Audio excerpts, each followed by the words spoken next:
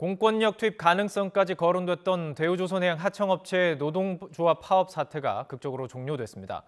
하지만 막판 쟁점이던 손해배상 청구 문제가 미결로 남으면서 갈등의 불씨가 남은 상황이죠. 파업은 끝났지만 상당 기간 여지는 계속될 것으로 보입니다. 김동원 고려대 경영학과 교수와 함께 관련 내용 자세히 짚어보겠습니다. 안녕하십니까? 안녕하십니까? 예. 자, 교수님 노사 관계에 대해서 꾸준히 연구해 오셨고 계속해서 이제 관심 가지고 지켜보셨을 텐데 네. 지금 어제까지 이제 극적인 타결 과정까지도 나왔고 이제 남은 후속 이야기도 있습니다. 이 모든 과정을 어떻게 보셨는지 먼저 소회부터 좀 여쭙고 싶은데요. 예, 이번에 굉장히 국민들의 관심을 많이 끈 파업이었습니다. 51일간 진행이 됐는데 결국 우리가 파업에는 승자가 없다 이런 말이 있는데 이번에도 그 말이 잘 들어맞는 것 같아요. 네. 120명의 그 하청 지회 분들이 파업을 했지만 결국은 4.5% 인상이 되어가지고 네. 그 파업하지 않은 그 노동자들의 임금 인상률과 거의 같았고 예. 또 원래 예상 임금 인상률 예상 그 소비자 물가 인상률 한 6% 7%보다 훨씬 미달하는 예. 이런 결과를 가져왔습니다. 또한 그 협력업체와 대우조선해양은 한 7천억 정도의 지금 손해를 예상을 하고 있어서 네네. 엄청난 지금 손해를 가져왔었고 예. 또 한 10만 정도에 달하는 그 대우조선의 근로자들 또 다른 협력업체 직원들도 일을 못했기 때문에 봉급이 줄고 예. 이제 회사 경쟁력이 떨어지는 이런 그 아픔을 겪었습니다. 그래서 예. 전부 다 루즈하는 이런 상황이 됐는데 예. 다만 좋은 점이 있다면 이번에 공권력이 투입되지 않은 상태로 노와사가 협상을 해서 타결했다는 점 이건 네. 상당히 아주 현 정부의 초기에 첫 갈등을 이렇게 잘 해결했다는 데 의미가 있고 두 번째는 이번에 워낙 그 하청 직원들의 근로 조건이 열악하다는 것이 밝혀지면서 알려졌습니다. 예. 앞으로 거기에 대한 개선책을 세우게 될 계기가 되었다 이렇게 생각이 됩니다.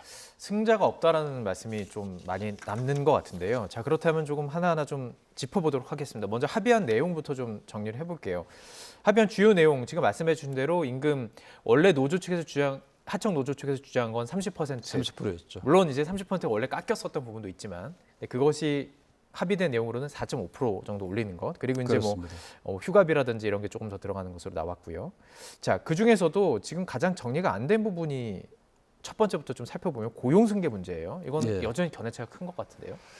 예, 이 하청업체가 이제 원래 계약을 통해서 네. 지금 이 1년 계약, 6개월 계약 이렇게 근로를 하기 때문에 예. 그것을 그 중에서 잘하는 직원도 있고 못하는 직원도 있는데 그걸 전부 다 고용 승계를 한다는 것은 상당히 그 원청인 하청업체에서는 받아들이기 어려운 조건이기 때문에 예. 그래서 이거는 결국 하청업체가 처음부터 요구를 했지만은 협상 결과 이 사항은 서로 타결을 보지 못하는 것으로 그렇게 결정이 났고 또 하나는 네. 이 조합원들의 민형사상 책임을 면제해 달라는 이런 요구 조건도 예. 이게 상당히 나중에 우리가 상세히 말씀드리겠지만 네네. 아주 복잡한 배임 문제라든가 피해자와 협상 당사자가 서로 다르고 이러기 때문에 네. 결국 서로 합의를 보지 못한 채로 그렇게 끝이 났습니다. 그러니까 입장을 파업과 관련해서는 내가 이 노조에 가입된 한 사람이라면 어떨까? 그리고 또 내가 사용자 측의 어떤 간부라면 어떨까라는 마음으로 한번 이 상황을 지켜보면 좋을 것 같아요. 예. 내가 이 업계에서 너무 힘들게 정말 열악한 환경 속에서 일을 하다가 업계가 힘들어지니까 월급을 막 30% 삭감하는 걸 받아들였습니다. 그러고 막 4, 5년을 버텼어요. 근데 이게 업계가 호황이 되니까 받아야 되겠다는 생각이 들 것도 같고 또 사용자 측에서는 아직 우리가 돈이 안 들어왔는데 어떻게 해주냐 지금 이런 상황일 수도 있을 것 같은데요. 지금 말씀해주신 그 부분 임금 인상한 4.5%는 이게 사실 미리 사용자 측에서 어느 정도 해줬으면 되는 부분은 아닌가 이런 질문도 할 수 있거든요. 이번에 파업을 안 해도 해결이 될 문제였는데 예. 그리고 이제 다른 여러 가지 요구 조건을 다 걸었는데 다른 것들은 대부분 다 되지가 않고 예. 4.5% 이제 결과가 나왔다는 것은 어떻게 보면은 노조가 좀 백기투항이라고 말하기까지는 그렇지만 노조의 요구사항이 거의 다 관찰이 안 되고 예. 노조가 많이 어렵게 지금 원치 않는 타협을 했다고 노조 지회장도 얘기를 했지만 네. 원치 않는 타협을 하게 된 것으로 생각이 됩니다. 예. 자, 그렇다면요. 지금 아까 전에 말씀드렸던 것처럼 이제 다시 조선업이 호황이 되고 있는 것은 뉴스를 계속 전해드렸고 수주가 많이 된다고 지금 알려져 있습니다. 근데 왜 임금은 제자리였던 건가요? 이게 원청 하청 이런 문제였던 건가요? 그런 것도 있죠. 원청 회사를 좀 더 많이 올려주고 하청을 천천히 올려주는 것도 있겠지만 네. 근데 조선업의 특성상 이게 미리 수주를 하고 장기간 10년 5년 수주를 하고 나서 그게 나중에 여기 현금이 들어와가지고 기성고를 가지고 현금을 받아가지고 임금 인상 올리는 데까지는 한 1, 2년 정도 시간이 걸립니다. 그래서 예, 그 예. 타임렉이라는 그런 측면도 있고 또 대우조선해양이 11조의 공적 자금이 들어갔고 예. 작년까지만 해도 계속 뭐 매 분기마다 지금 4, 5천 원씩 올해도 마찬가지 네. 그렇게 적자가 나 있기 때문에 예. 일단 그 적자를 메워야 되고 일단 국민의 세금으로 혈세가 들어간 거거든요. 네네. 그걸 메워야 되기 때문에 바로 수주가 들어왔다 그래서 그걸 바로 봉급 인상시키기는 쉽지가 않아서 예. 예. 그래서 이렇게 지금 그 서로 타결을 못 보게 된 그 원인도 있다고 이렇게 생각이 그럼 됩니다. 그렇다면 이 사용자 측, 그러니까 회사 측에서도 어느 정도 약속을 좀 해줬다면, 어느 정도 신뢰관계가 있었다면 괜찮았지 않을까 이런 질문도 할 수 있을 것 같아요. 그렇죠. 더구나 예. 이게 이제 숫자가 많지 않고 이렇기 때문에 예. 이제 지금 우리나라의 원하청 간의 임금 격차가 워낙 커서 조선업은 특히 뭐 2배, 3배 이렇게 되기 때문에 예. 장기적으로 원하청 간의 격차를 줄이는 네. 이러한 좀 노사정 간의 합의가 있고 그런 큰 청사진이 있다면은 네네. 이러한 아주 극단적인 뭐 0.3평의 이거 쪽 작은 데 들어가서 저렇게 아주 뭐 극단적인 투쟁을 하는 이런 좀 불상사는 피할 수 있지 않을까 예. 좀 그런 생각도 듭니다. 그 말씀해주신 그 작은 공간, 그냥 들을 때는 몰랐는데 실제로 보니까요, 정말 작은 공간에서 끔찍한 상황이죠. 예, 정말 어떻게 보면 생명을 건 맞습니다. 그런 그만큼 또 절박하다고 봐야 추정이었습니다. 예. 되겠습니다. 자, 그렇다면 원인들을 좀 짚어볼 필요가 있을 것 같은데요. 지금 말씀해 주셨던 것처럼 왜 임금이 제자리였던가 이 부분도 있고 지금 질문 드렸던 것처럼 그 원청과 하청의 문제들은 조선업만의 특징인가요? 아니면 이게 전반적으로 우리 산업에 이제 있는 문제인 건가요? 그 우리나라의 대부분의 이 제조업들이 예. 하청업체가 많습니다. 이제 그 이유는 뭐냐면은 호황일 때는 아주 그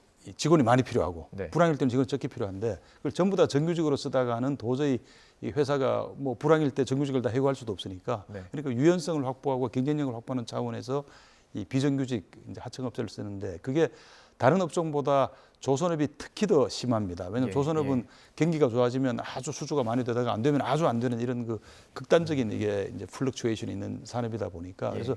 되게 조선업은 한 60% 70% 정도를 하청업 인원을 쓰고 예. 한 30%만 자기네 그 정규직을 사용을 하고 있어요. 예. 예. 그러다 보니까 지금 이런 일이 벌어지고 있는데 이게 지금 우리나라 경우에는 너무 이렇게 이 하청업체를 너무 많이 활용을 하게 되면 결국 나라 그 고부가가치라든가 고품질 조선업으로 옮겨가기 네네. 어려워서 예. 결국 이 경쟁력에 문제가 생기기 때문에 우리 조선업의 장기적인 과제는 좀 이러한 그 비정규직을 하청을 좀 줄여 나가는 예. 그리고 하청과 정규직 사이의 임금도 좀 이 격차를 줄여 나가는 그게 아주 큰 숙제라고 볼 수가 있습니다. 어떻게 보면 그 위험을 하청업체가 너무나 이렇게 떠넘기는 거 아니냐 이런 좀 비판이 나올 수도 있는 부분인데 조선업이라는 것 그렇습니다. 자체가 위험이 조금 또 이 경기 흐름을 너무 많이 타는 산업이기도 하니까요. 자, 네. 그렇다면 이제 손배소기를 좀 하고 싶은데요. 예. 이 지금 어쨌든 회사 측에서는 어마어마한 손실이 난다는 거예요. 뭐 6월 말에는 2,894억, 7월 말에는 뭐 8천억이 넘고 8월 말까지 갔다면 1조의 뭐 손실이 난다라는 주장을 하고 있지만 사실 이 산정치는 회사 측의 주장인 거죠. 그렇죠. 예. 조금 뭐 과장되어 있을 수 있는 그런 주장입니다. 예. 그렇다면 어떻게 보십니까? 이 손해배상, 이게 지금 파업 때문에 이런 손해가 났기 때문에 노조, 너희들이 이것들을 다 감당해야 된다라면서 이 손해배상을 하는 것에 대해서는 어떻게 보십니까?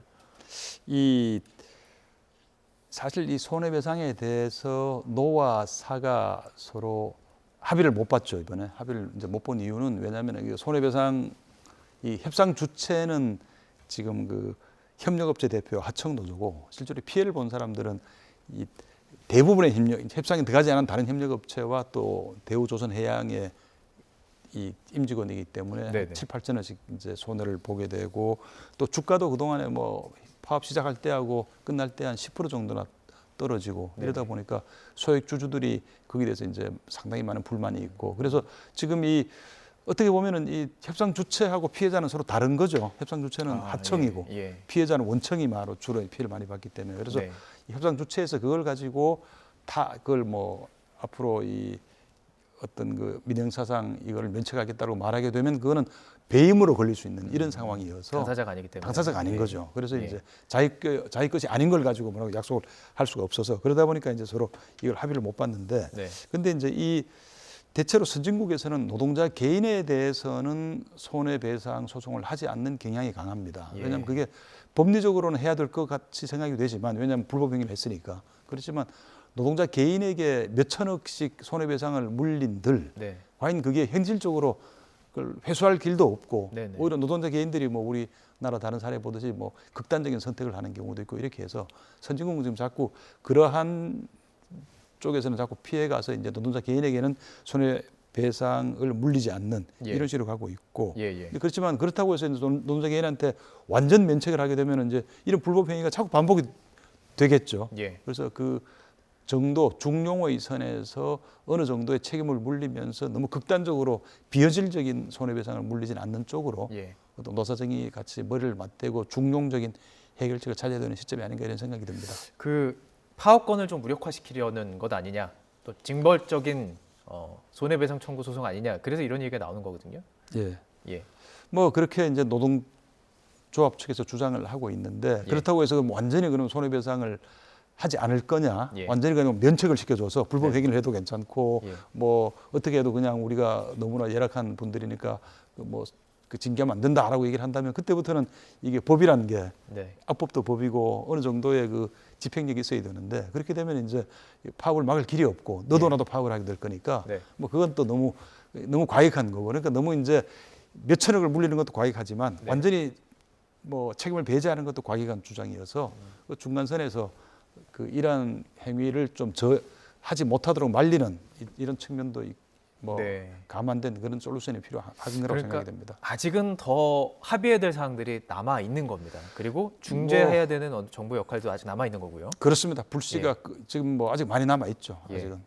어떻게 보십니까? 이 불씨가 어느 정도 정리되는 수순으로 간다고 보세요? 아니면 다시 이게 좀 더 불거질 수 있다고 보시는지요? 뭐 당장 봉합은 했지만 앞으로 해야 될 숙제를 노사정이 다 같이 많이 떠맡았다고 봅니다. 우선 첫째는 지금 다단계로 해서 지금 다단계란 건 사실은 많은 노동자들이 가져가야 될 몫을 다단계 업자들이 중간에서 가져가는 이런 형식이 되기 때문에 네. 상법적인 문제지만 노동법적으로 굉장히 많은 피해를 주고 있으니까 거기에 대해서 어느 정도 정부가 적극적으로 나서 가지고 그걸 막아야 될 테고 예. 그다음에 이 회사 내에서도 노사 정규직 비정규직 간에 너무 이게 지금 격차가 심해서 네. 이게 지금 2배, 3배쯤 나게 되면 당연히 우리가 왜 절대적으로 적은 것보다는 상대적인 박탈감이 더 중요한 거기 때문에 네, 네. 당연히 서로 노사 간에 갈등이 일어나게 돼 있고 예. 또 사용자도 지금처럼 저렇게 이 하청업체 아주 낮은 임금으로 의존하는 이런 걸로는 경쟁력이 지금 허용이 되질 않는 거거든요. 네, 네. 사용자도 고부가치로 가고 고품질로 가고 하청업체를 줄여나가서 정규직을 늘리고 하는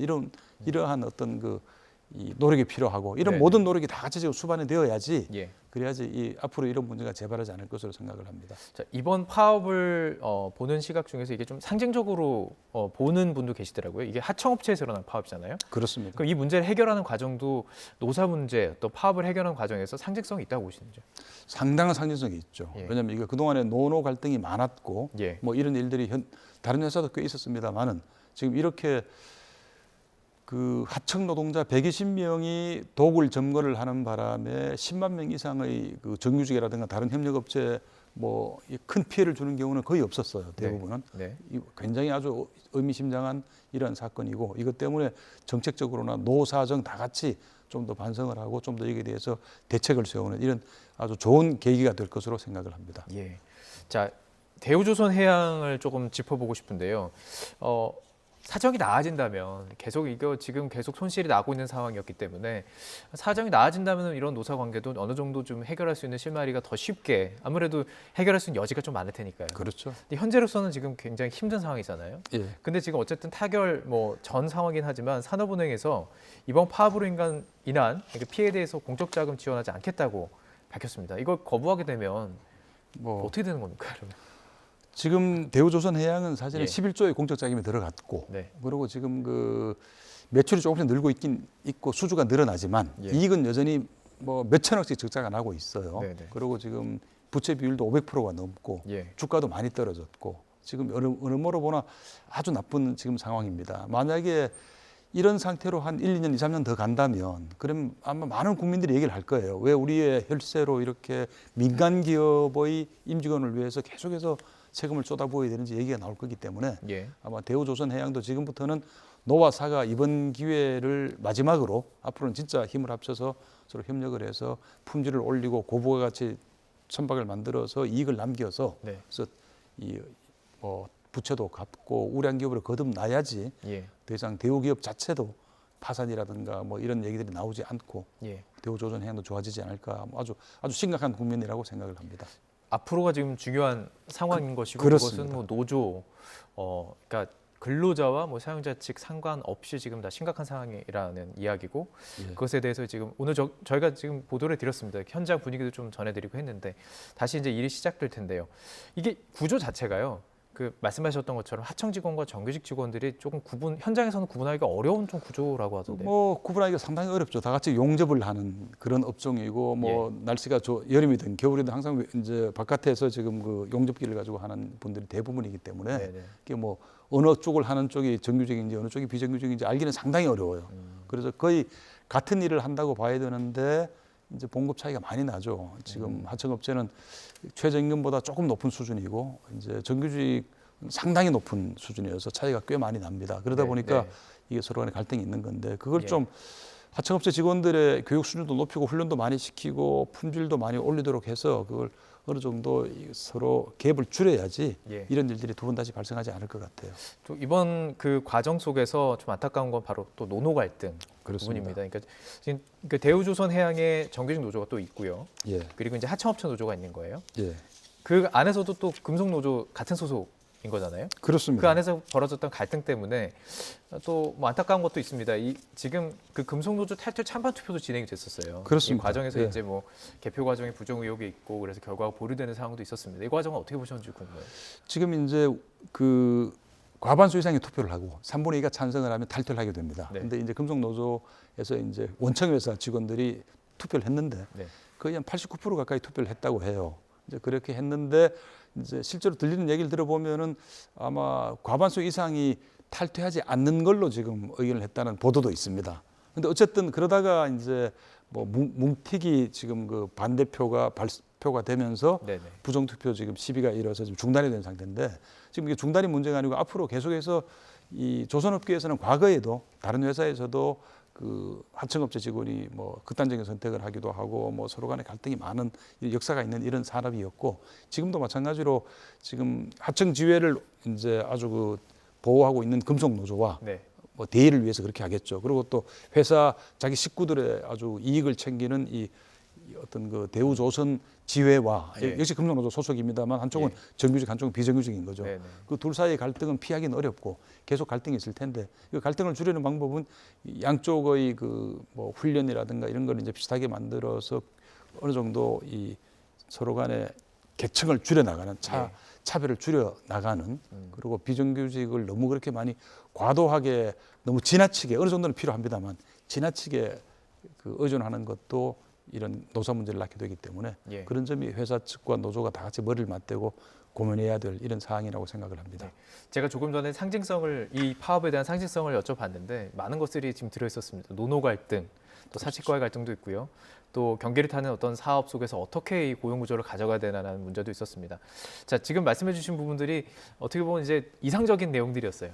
그렇죠. 조금 더 구체적으로 그렇다면 마지막으로 이 조선 산업에서 어떻게 조금 해나가야 될까요? 뭐 이런 노사 관계를. 예. 조선산업은 지금 뭐 아주 심각하죠. 왜냐하면 조선산업은 예. 우리가 이제 역사적으로 보면 조선산업은 유럽, 미국에서 시작을 해서 네. 계속 그게 이제 일본, 남미, 한국, 중국, 필리핀 자꾸 노동 비용이 낮은 쪽으로 자꾸 옮겨가고 있습니다. 네. 왜냐하면 이게 용접이기 때문에 예. 절대적으로 인건비가 싼 쪽으로 갈 수밖에 없어요. 예. 이제 지금 우리가 스웨덴이나 아르헨티나나 이제 이런 데를 가보면은 조선소 있던 자리에 지금 조선소가 없습니다. 예. 다 문을 닫고 지금 뭐 옛날 조선소 있을 때 미술관, 박물관이 남아 있는 거거든요. 네. 우리도 그렇게 되지 않는다는 보장이 있기 때문에 네. 조선 산업이 살려면은 지금 이 고품질, 고부가가치 이렇게 갈 수밖에 없어요. 하나를 만들어도 훨씬 많은 훨씬 돈을 벌 더 수 있는 비싸고 걸로. 좋은 예. 걸 만들어서 중국이나 필리핀 만든 것보다 우리 건 훨씬 더 좋은 배를 만들어야 되는데 예. 지금처럼 이렇게 최저임금 받는 하청 근로자를 대량으로 고용을 해서 그분들의 노동력으로 배를 만들면 그렇게 되기는 쉽지가 않아요.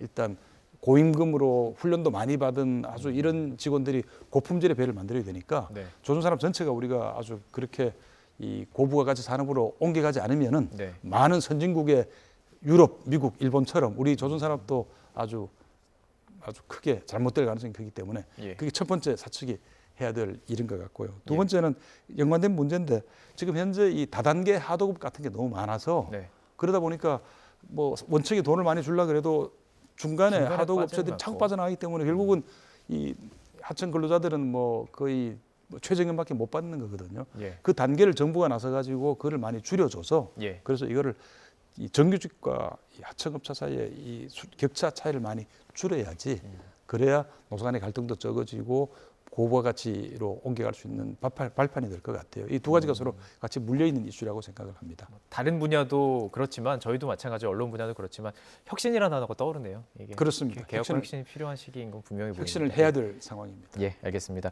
자, 김동원 고려대 경영학과 교수와 함께 관련 내용 자세히 짚어봤습니다. 고맙습니다. 네, 감사합니다.